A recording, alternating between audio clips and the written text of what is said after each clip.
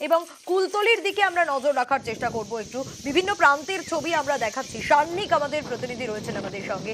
শার্নিক, বারবার করে বলা পরগনা, দক্ষিণ চব্বিশ পরগনায় সবচেয়ে বেশি প্রভাব পড়তে পারে, সুন্দরবনে সবচেয়ে বেশি প্রভাব পড়তে পারে। এই মুহূর্তে কুলতলির ছবিটা, তুমি কুলতলিতে রয়েছো, আমি একটু জানতে চাইবো, কারণ প্রশাসনের তরফ থেকে তো সব রকম ব্যবস্থা নেওয়া হচ্ছে, সেখানকার মানুষজন তারা তো সব থেকে বেশি চিন্তায়।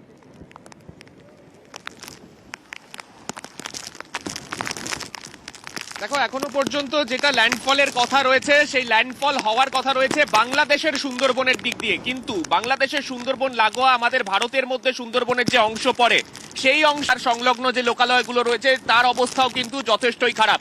সকাল থেকেই আজকে মাতলায় এইরকম জলোচ্ছ্বাস নজরে পড়ছে, এবং অবশ্যই যে জায়গায় এই জলোচ্ছ্বাস উঠছে, অর্থাৎ সামনের যে ম্যানগ্রোভের অংশ তুমি দেখতে পাচ্ছ, এই ম্যানগ্রোভের অংশে কিন্তু যে জলোচ্ছ্বাস, এই জলোচ্ছ্বাস খুব একটা স্বাভাবিক ছবি নয়, তেমনটাই গ্রামবাসীরা বলছেন। আমি একটু কথা বলবো যারা এখানকার স্থানীয় মানুষ রয়েছেন। দাদা, একটা জিনিস জিজ্ঞেস করি, এখানে যখন অন্যান্য দিন জোয়ার হয়, এই ম্যানগ্রোভের জঙ্গলের ভেতর অব্দি এতটা দূর অব্দি কি জল ওঠে না? না, এতদিন জল ওঠে না, এতদূর জল ওঠে না। এবার রাত্রিবেলা বলছে জল বেশি উঠেছে।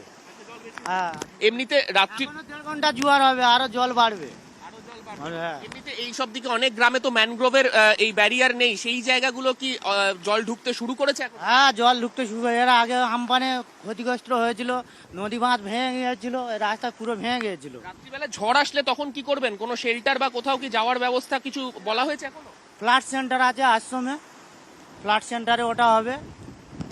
অর্থাৎ আশেপাশে প্রশাসনের তরফে যে ব্যবস্থাপনাগুলি করা হচ্ছে, সেই সমস্ত জায়গাতেই সন্ধ্যের পর থেকে গ্রামবাসীদেরকে সেই দিকে চলে যাবেন, কেননা দিনের বেলা তারা তাদের যে জিনিসপত্র রয়েছে সমস্ত ব্যবস্থাপনা তারা করে রাখেন।